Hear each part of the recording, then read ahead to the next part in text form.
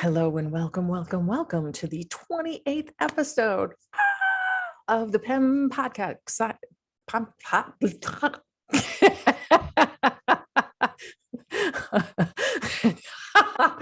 Oh my God. You are hilarious. You probably made all of these cue cards up just for when I flub up. I'm convinced.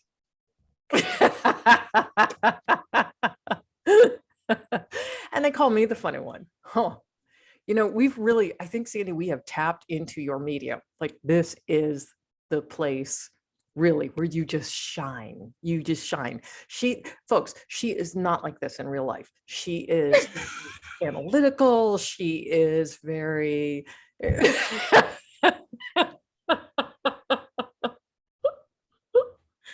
You're killing me. You're killing me today.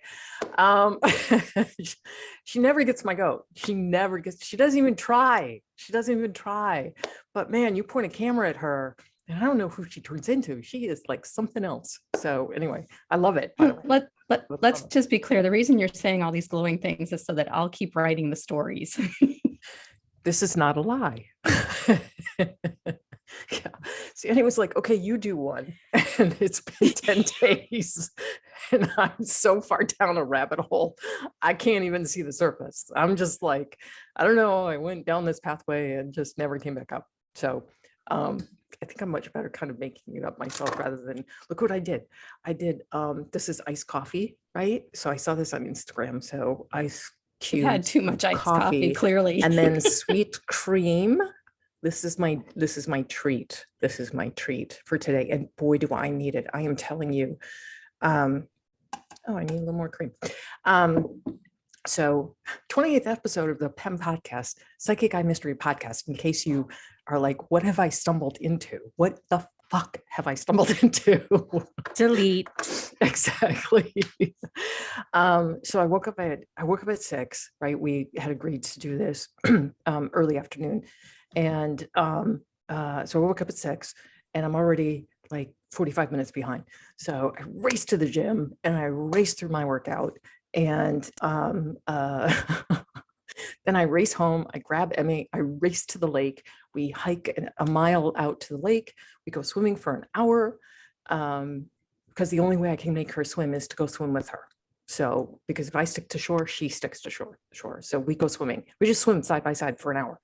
And she's awesome. I should put something up on Instagram with that. But anyway, so then I race home, and where I live, they have not fixed the hard water.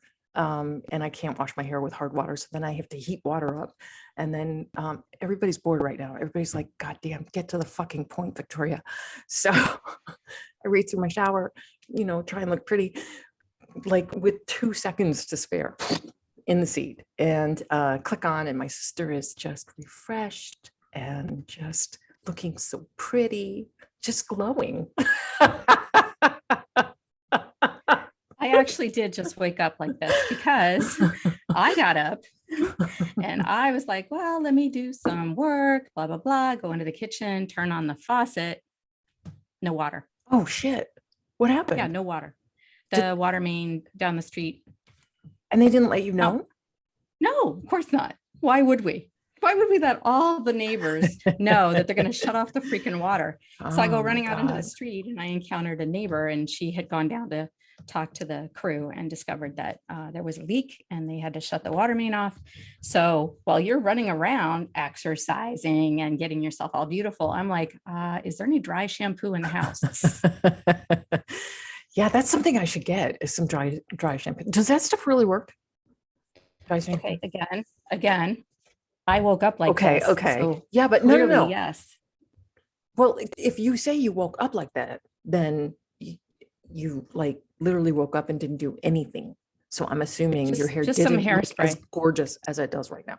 All right. Well, yes, dry shampoo does work. I'm a big fan of Living Proof as a brand, especially since I worked for the company at one point. But it's one of the top selling prestige dry shampoo brands out there. So, well, your hair looks magnificent, sweetheart. I mean, it looks great. Honest to God, I did not shower today yet. Wow. So. Wow. Well, I showered. It was a thing. I swam. It was a thing. Yeah, I was rolling around on the gym floor today. There's nothing worse than like doing burpees on the floor and then standing up and like you're just covered in filth. You're just like dirty. Okay. So let's back up. There's nothing worse than doing burpees. You could have just ended with that. They're effective though. They're really effective. They're very effective. So that's why I like them. I don't like to do them, but I shut up. Whatever. Okay, so I want to do, no, we'll do the book first. Okay, so this is the 5th book in the Abby Cooper Psychic Eye mystery series, Crime Scene. This was the book where they decided to experiment with the cover. And when they sent me the cover, I hated it. I absolutely 100% hated it. And lo and behold, so did the fans. So that's where the experiment ended with this cover. But the book was, it's funny because I was telling Sandy, okay, I'll do Crime Scene. And then I'm like, gosh, do I remember this plot?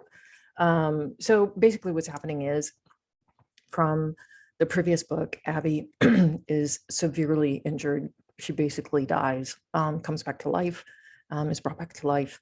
And so she's recuperating with her boyfriend, Steady Eddie, Dutch Rivers. So she's bored. He's like, just rest, recuperate. And she's like, I don't do that well. As you can tell, I don't do that well. So he's like, well, he's an FBI agent. So he's like, maybe you can work a couple of my case files if you're bored. And she's like, yep, absolutely want to do that. So when Abby accidentally comes across a closed file that's dead wrong, she knows she's got to bring the real killer to justice. With an innocent man in prison and no new evidence to free him, her only choice is to go undercover at the murderer's shady mortgage firm, which we'll talk about in a moment. As a vision of the crime scene keeps playing in her head, she races to trap the bad guy. Abby realizes that corporate life is even tougher than it seems, and the hours can be deadly.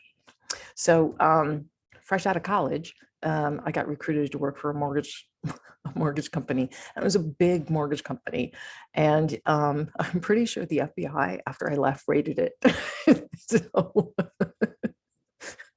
like they went out of business. Yeah, exactly. Nobody panic. Everybody, everybody hold still. Yeah, I'm pretty sure because they were shut down. They were really, really shady. And it was one of those things. Oh, this is how shady they were. I worked for an actual murderer. That was my first boss, Mark Unger. Anybody wants to Google it? Mark Unger murdered his wife. I met his wife. She was lovely. She was absolutely lovely. And he murdered her, basically in cold blood. Asshole. And he was an asshole to work for. So I'm glad that he's rotting in prison. But there's like a Dateline thing about him and everything. Yeah, that was my first boss. So, they didn't hire the most scrupulous people at this mortgage industry. So it was like the unscrupulous men and then anything in a skirt, right? Were basically the two that were hired. So I wanted to kind of bring a little bit of that seediness into the book, and mission accomplished, I guess. So that's the book promotion. If you want to know more about my books, please visit victorialaurie.com. Laurie is spelled Laurie. There'll be a link in the description below. If you are enjoying our podcast, please do ring the bell, hit the like button, and subscribe to our channel. We really appreciate it. And so many of you are leaving just really, really lovely comments. And we read every single one. We often call each other and, we'll giggle and laugh, or we'll be like, this is so sweet. This is so wonderful. So thank you for dropping some comments. We're going to be working on a platform in the next couple of months to try and have a place where we can have a dialogue with you guys and kind of expand the conversation. So that's Sandy and I are working. Well, it's mostly Sandy. I mean, come on, let's face it. It's mostly Sandy. It's always mostly Sandy. She does all the heavy lifting. I swear to God, I'm so fucking lucky. So we're working.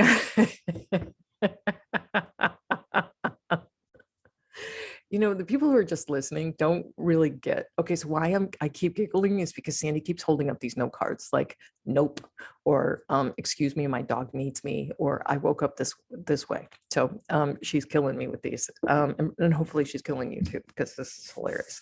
So I have the best anecdote. This is my favorite anecdote of all time so far. So I was reading for this woman who had a health issue, and she was a little out of it because of this health issue. It really kind of was sort of devastating her. So she wasn't like as on the stuff that was coming through as I wanted her to be, right? I want, like, when I give something forward, I want it to make sense and I want it to click, because I'm impatient like that. So anyway, so her father came in, and really, really animated, excited soul on the other side. And he kept showing me a newspaper, and I had a feeling like he was in the newspaper. So I asked my client, I said, was your dad in the newspaper? Was he famous in some way? She said, no. And I'm like, really? I said, other than an obituary, are you sure he was never in a newspaper? She's like, no, he wasn't. And he's like insisting, right? So then he does this, he salutes, right? So I'm like, okay, so it's something connected to his military, right? To his service in the military. So I asked her, I said, was your dad in the military? Yes, he was. And I said, you're sure there was no article written about him in the military? She said, oh, well, after he passed away, I was going through his things, and there was an article that mentioned his military service. And I'm like, okay, all right, well, yeah, okay, that's probably what that is then. Just, spitballing ideas here, but that's probably that. So, so then he makes a reference to his son. I asked her if she had a brother. She said yes. And then he shows me this teddy bear.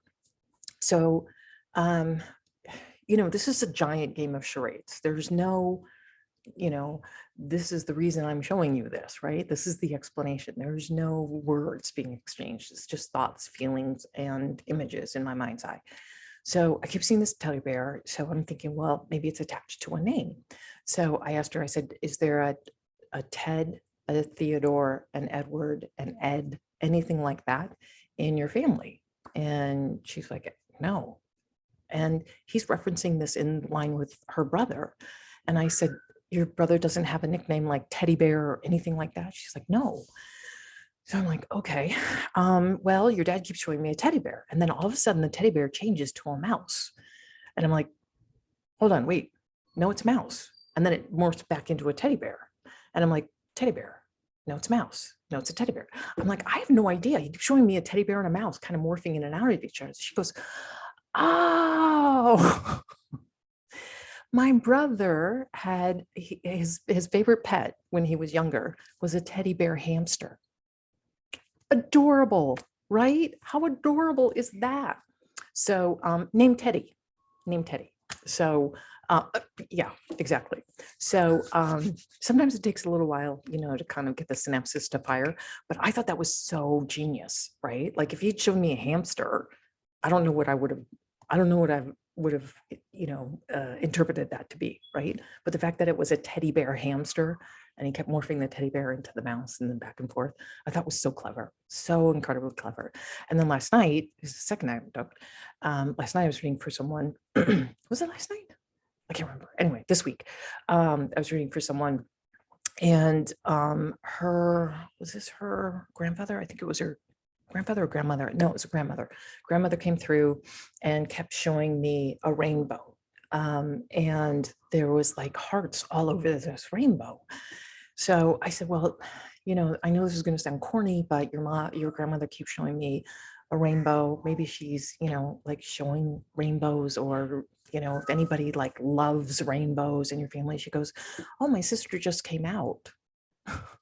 LGBTQ on the spectrum. So like just really clever, just really adorable, right? How they communicate. That's what I just love doing the mediumships on. It's so fun because it's a giant game of charades. Sometimes, yes, it's very frustrating because, I don't know how to interpret some things, right? Or the client is just not thinking in the way that they need to be thinking to put the puzzle pieces together. So yes, sometimes it can be frustrating, but the more I do it, the more like I'm starting to catch on, like, okay, this is a symbol and this is how they are pushing me to interpret that symbol. So anyway, I love it. I'm having fun. If you would like an appointment with me and to visit with deceased relatives, lost loved ones, or to know what's coming up for you in the next 12 months, please do head to victorialaura.com and click the link for scheduling an appointment. There will also be a direct link in the description below so that you can go right to the appointment scheduling page. So that's the anecdotes for the week. So I'm done talking now. It's your turn. This is a great case. Oh, did you read the comment, Sands, where someone was like, no. Every time you say, we have the best case. We have the best case this week. We have the most, she's like, you never say this. We have the shittiest case this week. Well, I'm going to start doing that because there are some that are very devastating and I should profit. This is not one of them though. This is a fun, interesting. I won't say good. Very interesting. I'll say it's incredibly fascinating. And it's one I think everybody's heard of, but the details that Sands you were able to dig up are just fantastic. So love it. So take it away, sister. So this week's case is about the escape from Alcatraz, which just popped up back in the news because the U.S. Marshals, which I'll explain in a minute, have just released some age progressed photos of these escapees that this case is built around. So by way of background, the Alcatraz Federal Penitentiary, or the Rock, was a maximum security federal prison on Alcatraz Island, which is about 1.25 miles off the coast of San Francisco, California. It was established in the 1850s initially as a military fort, and the main prison building was built between 1910 and 1912 to function as a U.S. Army military prison. In October of 1933, the U.S. Department of Justice acquired a portion of the property and transformed the original disciplinary military barracks into a federal penitentiary. After modernizing the building, including increased security, the Federal Bureau of Prisons opened the facility in August of 1934. The 3-story cell house included 4 main cell blocks, A through D blocks, the warden's office, visitation room, a library, and a barbershop. The primitive prison cells were small and lacked privacy. Furnishings included only a bed, a desk, a wash basin, and a toilet. The dining hall and kitchen extended from the main building, and it was there that prisoners and staff ate 3 meals a day together. The Alcatraz Hospital was located above the dining hall, and those who earned privileges were employed in the Model Industries Building and the New Industries Building during the day to fulfill military contracted jobs such as sewing and woodwork, and/or performing various maintenance and laundry chores for the Alcatraz facility. Prison operators deemed Alcatraz America's strongest prison, as the island location, surrounded by cold ocean waters and a strong current from San Francisco Bay, made the prison seemingly escape-proof. The escape-proof theory was famously put to test in June of 1962, when late in the night of June 11th, or early in the morning hours of June 12th, inmates Clarence Anglin, his brother John Anglin, and Frank Morris escaped from the maximum security facility. A 4th conspirator, Alan West, failed in his escape attempt and remained on the island. The group's ringleader was seasoned criminal Frank Lee Morris. Frank was born on September 1st, 1926 in Washington, D.C., and unfortunately, he was abandoned by his parents at the young age of 11, leaving him to spend the remainder of his childhood in foster homes. Frank was reportedly highly intelligent with a genius-level IQ, and he was convicted by his first criminal offense at age 13. His teenage years were fraught with arrests for crimes ranging from narcotics possession to armed robbery. And then as a young adult, he was arrested for grand larceny, car theft, and armed robbery in Florida. After serving time in correctional facilities in Florida and Georgia, Frank was later arrested and convicted of bank robbery and sentenced to serve 10 years in the Louisiana State Penitentiary.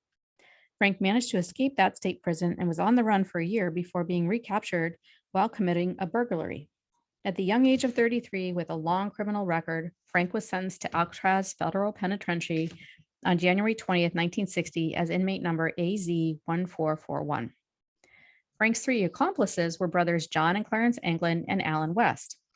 John William Anglin was born May 2nd, 1930, and his brother Clarence was born May 11th, 1931. And they were born into a family of 13 children in Donnellsville, Georgia. Their parents, George Robert Anglin and Rachel Van Miller Anglin, were seasonal farm workers, and in the early 1940s, they moved the family to Ruskin, Florida, 20 miles south of Tampa, where the truck farms and tomato fields provided a more reliable source of income. Each June, the family migrated north as far as Michigan to pick cherries. And Clarence and John were reportedly inseparable as youngsters. They became skilled swimmers and they amazed their siblings by swimming in the frigid waters of Lake Michigan as the ice still floated at its surface. As seasonal agricultural workers, the Anglins were dirt poor, so the two brothers resorted to a life of crime at an early age. After Clarence was caught robbing a service station at age 14, the boys graduated to robbing banks and other local businesses, and usually targeted establishments when they were closed to ensure no one got injured during their nefarious activities. In 1958, John, Clarence, and their brother Alfred robbed the Columbia Saving Bank building in Columbia, Alabama. The trio were promptly arrested and convicted to each serve a 35-year sentence, initially in Florida State Prison, and then transferred to Leavenworth Federal Penitentiary and then Atlanta Penitentiary. After repeated attempts to escape from the Atlanta facility, John and Clarence were finally transferred to Alcatraz. John arrived on October 24, 1960 as an inmate number AZ1476, and Clarence arrived on January 10, 1961 as inmate number AZ1485. Alan West made up the last member of the escape party. He was born in New York City on March 25, 1929, and he grew up to be a serial criminal offender with over 20 arrests. In 1955, Alan was imprisoned at the Atlanta Penitentiary for car theft and soon thereafter transferred to Florida State Prison. Following an unsuccessful escape attempt, Alan West was transferred to Alcatraz in 1957 and became inmate number AZ1335 at the young age of 28. These four inmates knew each other well from previous incarcerations together in both Florida and Georgia. And in December of 1961, when they happened to be assigned to adjacent cells at Alcatraz, they began formulating an escape plan under the leadership of Frank Morris. For the first 6 months of 1962, during lights out, the men plotted and hatched their plan to tunnel through the walls of their respective cells, build a raft, and escape the island by sea. After collecting discarded saw blades from the prison workshops and metal spoons from the dining common, they crafted a drill from a vacuum cleaner motor. They used their improvised tools to begin widening the holes around the ventilation ducts, which were located underneath the sinks in each of their cells. They hid their handiwork from the guards with painted strips of cardboard. And to disguise the noise from their makeshift motorized drilling in the unguarded utility corner behind their cells, Frank would play his accordion during music hour, which was a scheduled daily hour set aside each day for music to be piped into the prison to keep the prisoners calm. Once their escape holes were large enough to fit through, the men accessed the unguarded utility corner, which was directly behind their cells tier, and they climbed to the vacant top level of the cell block where they set up a clandestine workshop. Here, using over 50 raincoats among other stolen and donated materials, they constructed life preservers based on a design that one of them found in Popular Mechanics magazine. They also assembled a 6 by 14-foot rubber raft. The seams were carefully stitched by hand and sealed with heat from a nearby steam pipe. Paddles were improvised from scrap wood and screws, and finally they climbed the ventilation shaft to the roof and removed the rivets holding a large fan in place. To conceal their absence from their cell beds, while in their makeshift workshop, the men sculpted dummy heads made from homemade papier-mâché-like mixture of soap, toothpaste, concrete dust, and toilet paper. They achieved a realistic appearance by using paint from the maintenance shop and hair from the barbershop floor. With towels and clothing piled under the blankets in their bunks and the dummy heads positioned on the pillows, the men successfully made it appear to the guards passing by that they were actually sleeping. On the night of June 11, 1962, with all preparations in place, the men initiated their escape plan.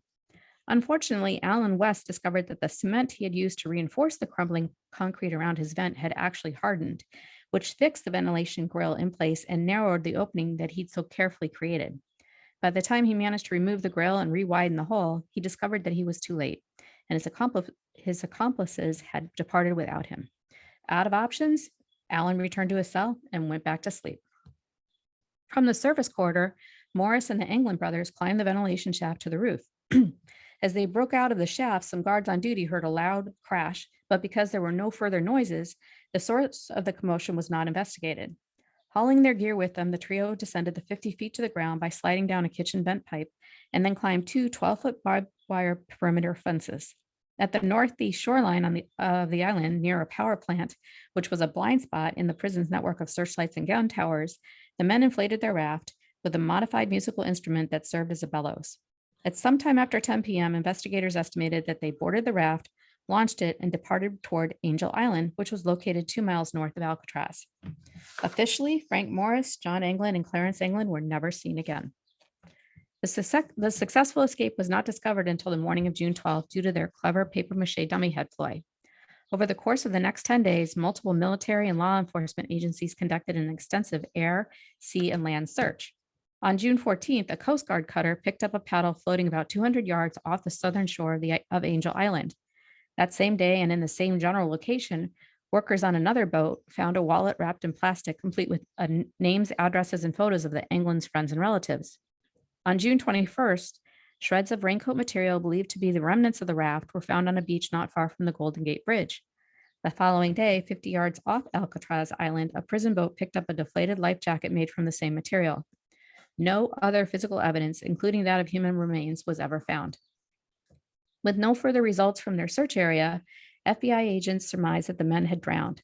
And while it was theoretically possible for the men to have reached Angel Island, the odds of them having survived the turbulent currents and frigid waters of the bay were negligible.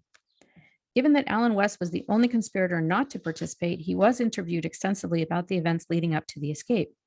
West fully cooperated with the investigation and was therefore not charged for his role.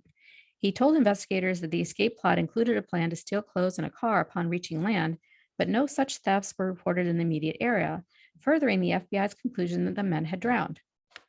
Allen West was ultimately transferred to McNeil Island, Washington, after Alcatraz was deactivated in 1963, and later back to Atlanta Penitentiary. After serving his sentence, followed by 2 additional sentences in Georgia and Florida, he was released in 1967, only to be arrested again in Florida the following year on charges of grand larceny. While incarcerated at Florida State Prison, he fatally stabbed another inmate in October of 1972. So while serving multiple sentences, including life imprisonment on the murder conviction, Allen died of acute peritonitis in 1978. In 1979, the FBI officially concluded, based on circumstantial evidence and a preponderance of expert opinion, that the men had drowned in the frigid waters off the San Francisco Bay before reaching the mainland. With the closing of their case, the FBI handed over the evidence and case files to the U.S. Marshals Service, whose investigation remains open to this day, as the Marshal Service does not give up on looking for people when there's an active warrant in place. The arrest warrant for Morris and the Englands will expire in 2030, when each of the missing men will be at least 100 years old. Since their disappearance in June of 1962, there have been numerous reported sightings of the 3 escapees, including Robert Chechi, a San Francisco police officer, said that at 1 a.m. on the morning of June 12, 1962, he saw an illegal boat in the Bay Area near Alcatraz. A few minutes later, the boat left, heading under the Golden Gate Bridge. This led to speculation that the prisoners might have enlisted outside conspirators to pick them up. The FBI dismissed Chechi's account out of hand. In January of 1965, the FBI investigated a rumor that Clarence England was living in Brazil. Agents were dispatched to South America, but found no direct evidence that he was there. A man called the Bureau in 1967, claiming to have been Morris's classmate and to have known him for 30 years. The man claimed he had bumped into Frank in Maryland, and described him as having a small beard and a mustache, but the man refused to give any further details. Family members of the England brothers claimed to have occasionally received postcards and messages from the brothers. Most of the postcards were unsigned. However, one postcard was signed Jerry and another Jerry and Joe. The family also produced a Christmas card reportedly received in the family mailbox in 1962 saying, "To Mother from John, Merry Christmas." Rachel, the matriarch of the family, received flowers anonymously every Mother's Day until her death in 1973. And at her funeral, 2 tall, very unusual looking women in heavy makeup were reported to have been in attendance. Likewise, when George, the patriarch of the family, passed away, 2 heavily bearded strangers visited the funeral home. These men reportedly stood in front of the casket looking at the body for a few minutes, wept, and then walked out. In 1989, a woman who identified herself only as Kathy called Unsolved Mysteries tip line to report that a publicized photo of Clarence England matched the description of a man who lived on a farm near Marianna, Florida. Another woman also recognized the photo of Clarence England and said he lived near Marianna. She correctly identified his eye color, height, and other physical features. A man named John Leroy Kelly dictated an extended deathbed confession to his nurse in 1993. Kelly claimed that he and a partner had picked up Morris and the Englands in a boat and transported them to Seattle, Washington. Later, under the guise of transporting them to Canada, Kelly and his partner murdered the escapees to steal the $40,000 that the families had collected for them, and then buried the bodies in a location in Seattle. No human remains were found by investigators dispatched to the area. In 2018, the FBI confirmed that they had received a letter allegedly written by John Anglin in 2013 declaring, quote, "We all made it that night, but barely." In the letter, John revealed that the other two conspirators were dead. Frank had died in 2008 and his brother Clarence in 2011. John wrote that he would turn himself into authorities in exchange for medical care to treat his cancer. The FBI could not confirm the letter's authenticity, and they never heard from the letter writer again. Beyond these various sightings, new circumstantial and material evidence has continued to surface, stoking new debates about whether the inmates managed to survive their perilous journey off the island. In 2003, Mythbusters, an episode on the Discovery Channel, tested the feasibility of an escape from Alcatraz Island aboard a raft constructed with the same materials and tools available to the inmates in 1962, and they concluded that the escape actually was possible. A 2011 documentary on the National Geographic Channel entitled "Vanished from Alcatraz" reported that contrary to the official FBI report, a raft was discovered on Angel Island on June 12, 1962, the day after the escape, with footprints leading away from it. Furthermore, a 1955 blue Chevrolet with a California license plate KPB076 was reported stolen in Marin County the same day, a claim corroborated by contemporary stories in the Humboldt Times and the San Francisco Examiner. On June 13th, a motorist in Stockton, California, which was 80 miles east of San Francisco, reported to the California Highway Patrol that he had been forced off the road by three men in a blue Chevrolet. A 2014 study of ocean currents by scientists at Delft University concluded that if the prisoners left Alcatraz at 11:30 p.m. on June 11th, they could have made it to Horseshoe Bay, just north of the Golden Gate Bridge, and that any debris would have floated in the direction of Angel Island, consistent with where the paddle and belongings were actually found. If they left before or after that particular time, however, then the tides and the currents of the bay were such that their chances of survival were slim. In 2015, history spoke to members of the Anglin family about the escape and learned about Fred Brizzi. Brizzi, a reputed conman and drug smuggler, had been friends with the brothers since they were children, and he claimed that he had seen the escapees in Brazil in 1975. Photographs were produced, purportedly taken by Brizzi, including one photo of two men standing next to a large termite mound, who, according to Brizzi, were John and Clarence Anglin. Brizzi's other photos showed a Brazilian farm that Brizzi claimed was owned by the missing brothers. Forensics experts working for the family confirmed that the photos were taken in 1975 and asserted that the two men were more than likely the Anglins, although the age and condition of the photo and the fact that both men were wearing sunglasses hindered efforts to make a definitive determination. Brizzi also presented an alternative escape theory for the night of June 11th. Rather than use the raft to cross the bay, he said the men paddled around the island to the boat dock, where they attached an electrical cord, which had been reported missing from the dock on the night of the escape, to the rudder of the prison ferry that departed the island shortly after midnight, enabling the three men to be discreetly towed behind the ferry in their raft to the mainland. An expert working for the U.S. Marshal Service did not believe the photograph of the two brothers in Brazil was legitimate. The measurements of their physical characteristics of the Anglin brothers indicated that they are not the men in the photo from Brazil. However, in January of 2020, an Irish creative agency and AI specialist at IdenTV used facial recognition techniques to conclude that the men in the photo were in fact John and Clarence Anglin. Did Frank Morris and the Anglin brothers, John and Clarence, successfully escape from one of the most notorious prisons in the world and then go on to live for decades as wanted fugitives? In one final attempt to determine what happened to these three inmates, the U.S. Marshal Service released a new age-progressed image of the inmates, Frank Morris, Clarence Anglin, and his brother John Anglin, who would all be in their 90s today. So my sources for this article were Wikipedia, Alcatraz Escape, History.uk, the story behind the Alcatraz escape, history's most daring prison break, and People magazine, inmates who escaped from Alcatraz 60 years ago, pictured in just released age-progressed images by Christine Pelsick, June 21st, 2022. So V, what do you think happened? I think Brizzi's account is the one that rang my bell, where he said that they tied off to a ferry that towed them into Horseshoe Harbor, or what is it? Yeah, Horseshoe Harbor. I mean, how clever, right? How clever. These guys planned this to the nth degree. I'm astounded at their ingenuity and their use of raw materials, you know, basically just anything they could get their hands on. I don't know how, though, Alcatraz prison staff did not note 50 raincoats going missing. like we don't know what keeps happening to the raincoats, you know. So bad weather.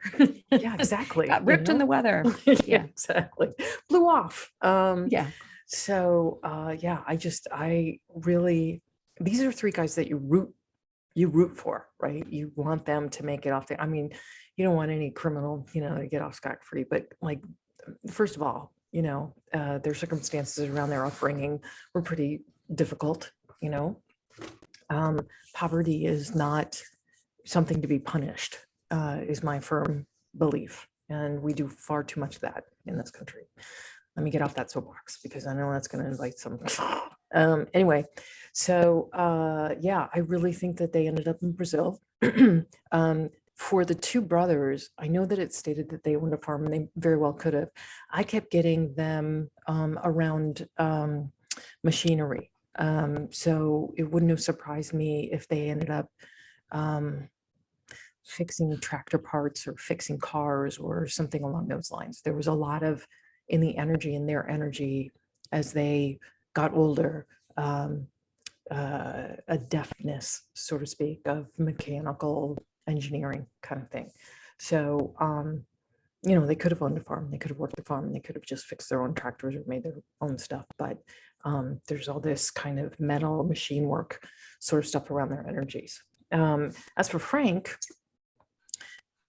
he feels like he kind of grifted small time, you know, from one thing to another to another. There's a little bit of, I'd mentioned to you, Sans, that there was like a little bit of like, within these three, there was a little bit of like being a butcher, you know, kind of energy. That might have been the two brothers on their farm. Frank feels for me like he kind of wandered. I think he was in and out of South America. I think he was in and out of Texas, because Texas is such a huge state, you can just kind of get lost in it. And what I find really interesting is that I don't think these guys went back to their life of crime. I think that they were like, okay, that was our last chance to be able to escape a prison, because if they were sent back to Alcatraz, they would never escape again, you know? So, because they'd be watched like a hawk, obviously. So I think that they finally, in the end, decided crime didn't pay. They might have done, you know, small stuff, but that's also probably a good reason to head to a foreign country, because you're probably not going to risk being caught as much as you would in the United States. So I love that they showed up at their mother's funeral in drag. Me too. I think that's hilarious. And so, like, there's a little bit of humor to go with these guys, right? Yeah. Like the paper mache heads, so clever, but like you can see them kind of giggling, right, over this. And then they showed up at their dad's funeral, you know, with long beards. I just think that's adorable. So it's my theory, and we talked about this a little bit. It's my theory that there is a collection of communication, of how-to, of kind of their memoir, so to speak, the two brothers, that made its way to a family member.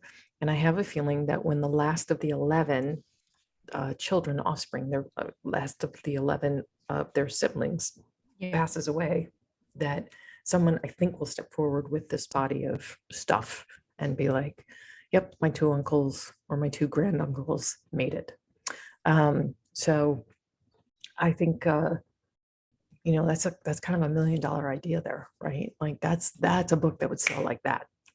So if you're out there, a family member, and you're thinking about writing a memoir of your granduncles, do it, because I would love to read it.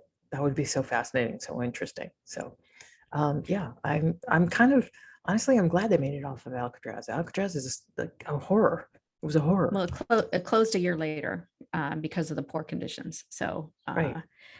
For me, I think a couple things stood out. I actually really loved that these two brothers were born a year apart, a year and a week apart, and that they were inseparable. They were thick as thieves. through the good and the bad. And I think they just really understood each other. And it seems, based on what you're surmising, that they even stuck together after they got off the island and, tried to build an alternative life.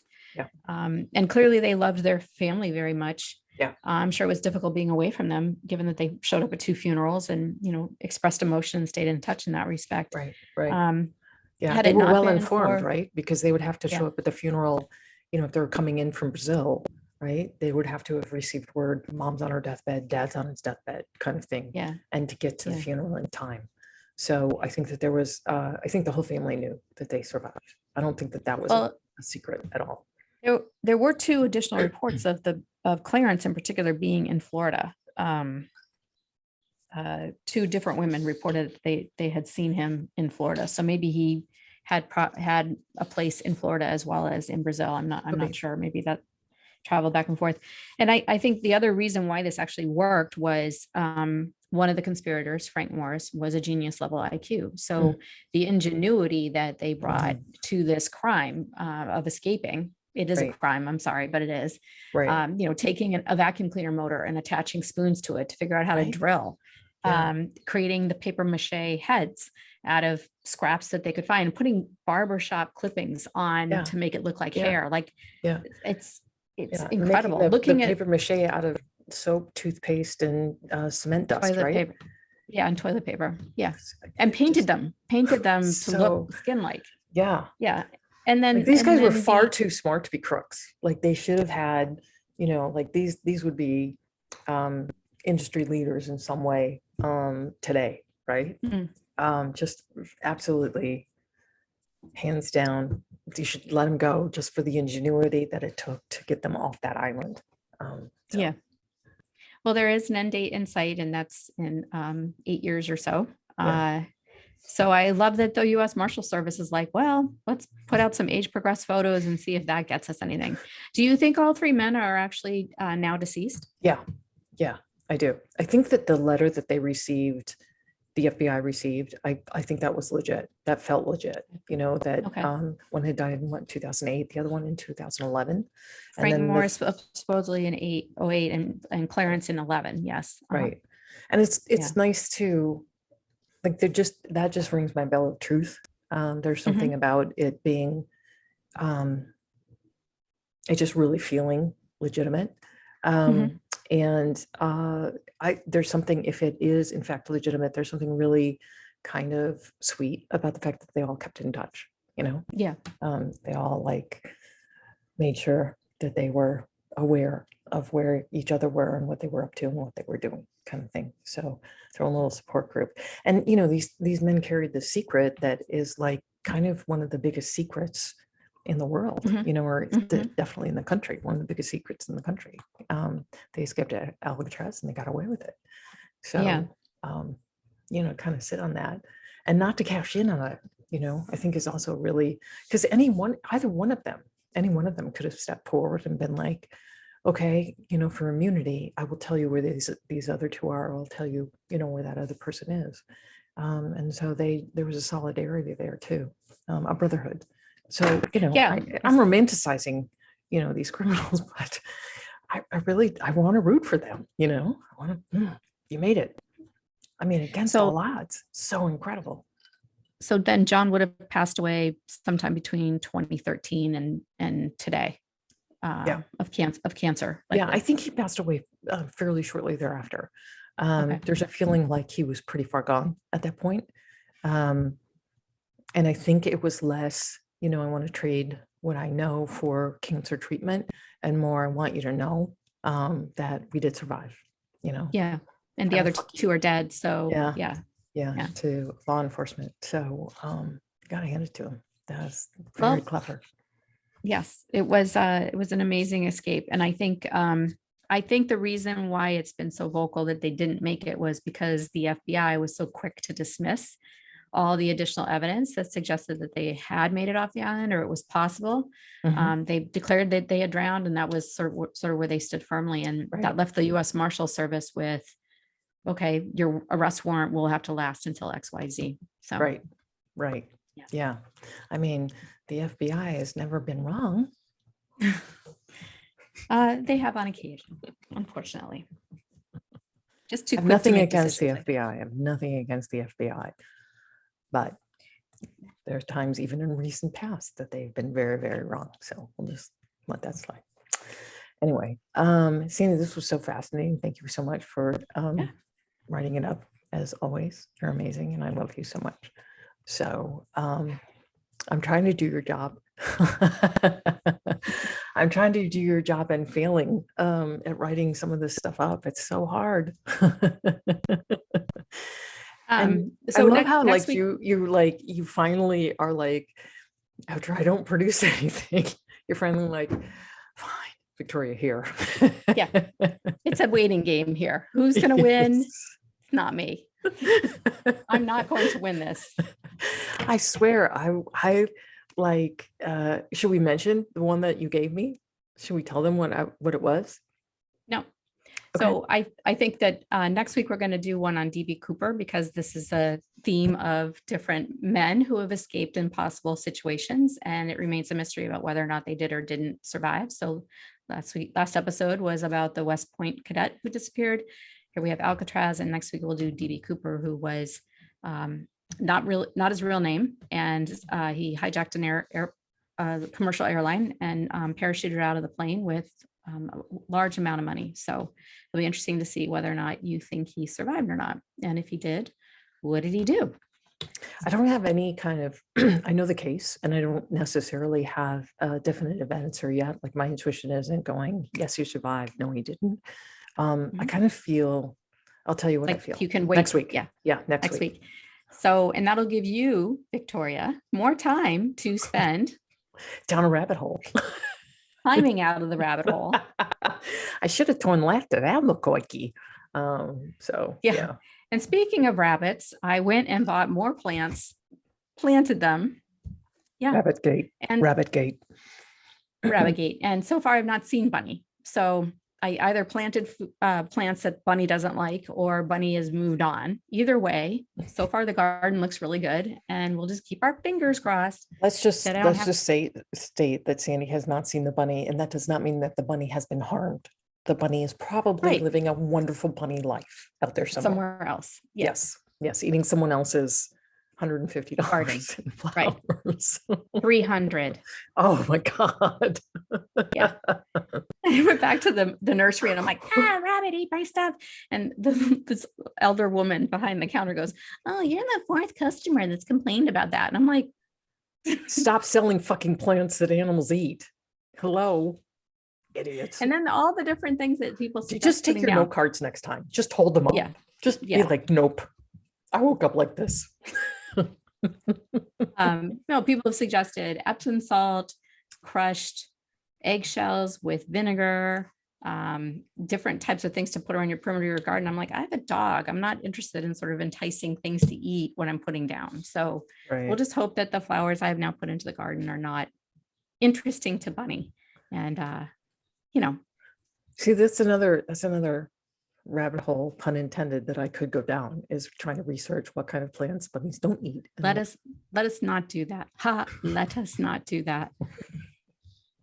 And on that happy note, I love you. I love you too. So much. So thank you again, Sandy. Yeah. All right. Well, hopefully your water will come back on. I'm going to go take a nap and have some more of this delicious iced coffee. Sounds like a plan. Yeah. All right, baby. I love you. I'll talk to you soon. Okay. Yes. See you all next week. Thank you for tuning in.